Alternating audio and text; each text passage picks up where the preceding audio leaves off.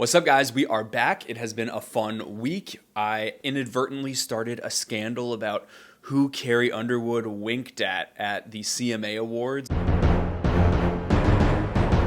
by live tweeting that it was a loaded moment when it looked like she winked at Eric Church, so that was kind of funny. Also funny was the fact that those legends, the Hot Country Nights, acknowledged our little subreddit country music award show, the Country Music Stuff Awards. They thanked us for the win on Twitter and Instagram, and then the Brothers Osborne, I guess, were a little salty that they couldn't win the same category, but that was pretty funny to see. The post on Instagram also got comments from John Party and Hardy, and so I guess I can't really pretend that this is just like our little secret now, but I'm going to keep treating it like that. I'm going to keep not tagging artists. That's like my love language, to just stay a fan. And I'm a huge fan of the person that we're talking about in today's video, Mr. Chris Stapleton. Yes, it is the rare solo album review, which at this point on my channel is just kind of reserved for the big blockbusters, because I kind of think people have moved on, at least on my channel, from the album review format, and I feel like video essays kind of add more to the conversation. I don't know, y'all can always let me know that. Traffic-wise, it certainly seems like people don't care as much about album reviews, but sometimes an album comes along that is just a huge deal and a sales monster. People from outside of the genre are listening to it, and that's absolutely the case with Chris Stapleton's fourth album now, Starting Over. It don't matter to me wherever we are, where I want. This album arrives about 5 years since Stapleton exploded onto the scene at the CMA Awards singing with Justin Timberlake. His album Traveler, which had already been out for 6 months, started selling and it exploded into this hit. It actually ended up being the best-selling album of the entire decade and establishing Chris Stapleton as kind of the gruff-voiced, sort of top-shelf country artist. He has this outlaw vibe, the huge beard, and yet he is part of the system. He is a major label artist. He did work as a songwriter and pen music for Thomas Rhett, for instance. Chris Stapleton became just an incredibly respected artist pretty much immediately, and I consider him kind of the Adele of the country music genre. He keeps a pretty low profile, but when he comes out with new music, everyone pays attention. Traveler also notably is kind of what put Dave Cobb on the map as the super producer. He specializes in that kind of vintage, modern sound, and he always very tastefully captures instruments. I think he is so good at showcasing a naturally great voice. Stapleton released 2 albums in 2017, From a Room, Volumes 1 and 2. I personally think that should have been just one excellent release instead of 2 pretty good releases, because I feel like they just don't really compare to Traveler. But 3 years later, we have this new album called Starting Over, and in my opinion, it is a way more worthy follow-up. It feels like a singular moment, a real album with teeth that reminds me of Traveler in all the best ways. Starting Over is 14 songs long, and I think it is meant to feel something like a reset for Chris Stapleton. You can tell by the cover, which is the most boring cover on earth. It is simply white. Very faintly at the top, you see Chris Stapleton Starting Over written there, but I mean, I get what it's going for. It's a clean slate, but it's a really freaking boring album cover. I'm like, come on, how am I supposed to make a thumbnail with this? Musically, I think the album takes a lot more from Southern rock than the sort of sultry soul R&B vibes of something like Tennessee Whiskey, although you still have a couple of those moments on this record. And tonally, I think what I like most about the album is it's this balance between gruffness and toughness and sweetness and romanticism. Like, there's this kind of dark, sinister side at times on this album. And there is a real softy underneath all of that giant beard as well. In that way, the stories that these songs are telling kind of remind me of like what Johnny Cash would do or what Eric Church does, and kind of being a good guy and a bad guy at the same time. And on top of that, I really think that there is a narrative going through this album of self-evaluation of life. You can tell that Chris Stapleton has had time to reflect on his fame, and even at the end of the record, question it. And he's figuring out what really matters to him, and I think it's pretty clear his wife, and his family matter to him. But carrying the entire project is Stapleton's undeniable power in his voice. And it's not just power, he knows how to deliver. He has got that gruff, booming sound. He can soulfully croon these huge notes. He can yell and tear into something with anger. I like his enunciation. And then sometimes he actually just pulls back and really sings. And per usual, Dave Cobb gives it a really good treatment. I've always liked Dave Cobb's production on solo voices more than I have with bands, because I feel like he feels more right to really just let the instruments do only as much as they need to do to not get in the way of that voice. And I don't know if that's always how it works in a band setting. But that's not to say the music is toothless, because I think Dave Cobb really lets it rock. He really lets those guitar licks get in your face a little more than I might usually expect from one of his albums. Actually, my main quibble with this album, and it's not really much more than a quibble, is that it just gets a little subdued sometimes. I think there is one too many quiet songs, like Starting Over, like I don't think we probably needed both covers of Old Friends by Guy Clark and Joy of My Life by John Fogerty.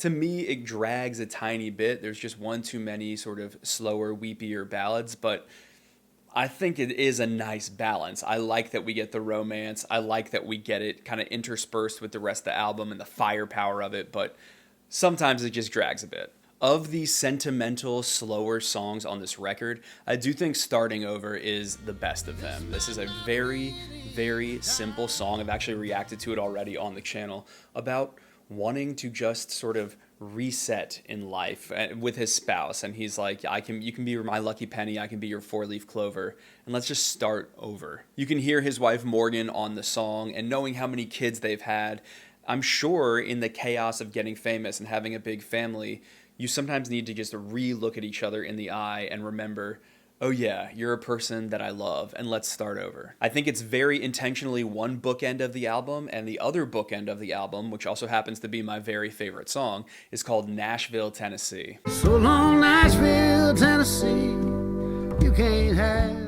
This is a breakup song with the city of Nashville, and I think it leaves people wondering a lot of things. Namely, is this a statement about the industry and the fact that Chris Stapleton wants nothing to do with Nashville and he's going to go outlaw on his own? And I think maybe there's a little touch of that. I think moreover, it is about needing to get out of the hubbub of it all, needing to remove himself from the game. And I read an interview with him in, I think, the LA Times, Michael Wood's interview, where he said that one of those Star Tour buses came to his house, and he was like, I got to get out of here. I got to get out of the city and kind of unplug from all this. But I've never detected a real resentment to Nashville from Chris Stapleton. I mean, the song that precedes this one is co-written with Chris Dubois and Ashley Gorley, who are big country radio hit makers. And so I don't think it's necessarily I want nothing to do with Nashville, nothing to do with the country music establishment, as much as I can't live in it. I can't sit there and eat, sleep, and breathe it, and I'm ultimately going to do what I want. So it's just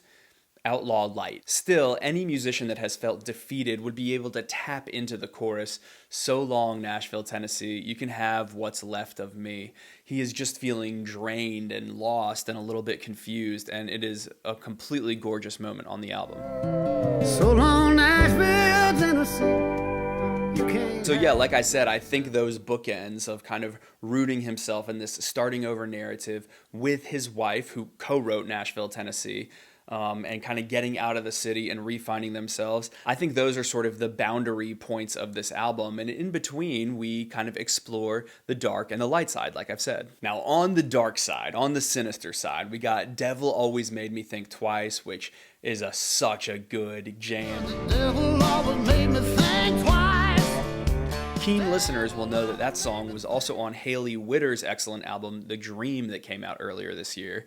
You also have Cold, and if you just are looking for that big, almost Bruno Mars grenade moment, Cold is the song for you. I don't think it's the most creative lyric in the world, but just hearing him belt on why you gotta be so cold, and it goes way up at the end, and you get almost this James Bond vibe of it with all of the strings. It's primo. Arkansas is a total jam. I love when it talks about the White River and the kudzu vines. Kudzu, I mean, that's got to be my latest good word alert. I love the word kudzu.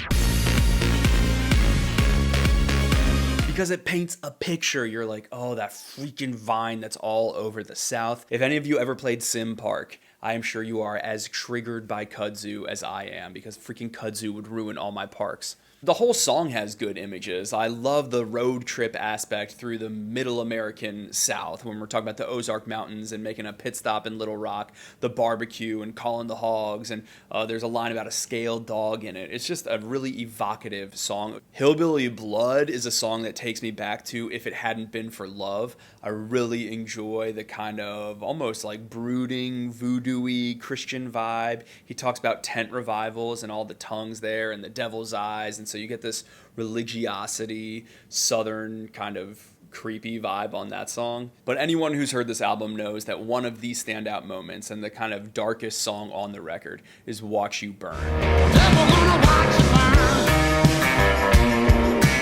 This is a song about the shooting that happened at the Route 91 Las Vegas festival a few years ago, and it is just a moment of fury and anger at this shooter. He calls this man a coward and a son of a bitch, and he says, you're gonna get your turn, and the devil's gonna watch you burn. And it builds and builds to this fearsome bridge where he says, if you wanna mail your bombs or pull the trigger in a synagogue, which is another good word, but not an appropriate time for a good word alert. This song is cathartically angry and delivered with excellence by Chris Stapleton's growl in his voice. The whole outro, when you sort of get into this scary, the overtones that feel celestial, they don't feel heavenly, they feel like hellscape-ish.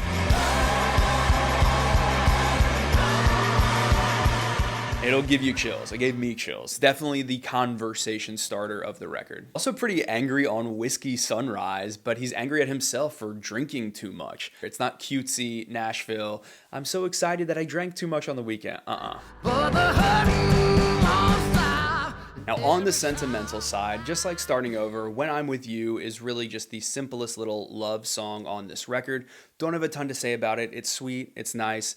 Joy of My Life, I feel the same way about it. But the love song that really got me in the feels the most, and I was surprised because I, confession, am a cat guy. I don't have any pets, but I kind of think cats are hilarious. But it's a song about a dog. It's Maggie's song. Run, Maggie, run.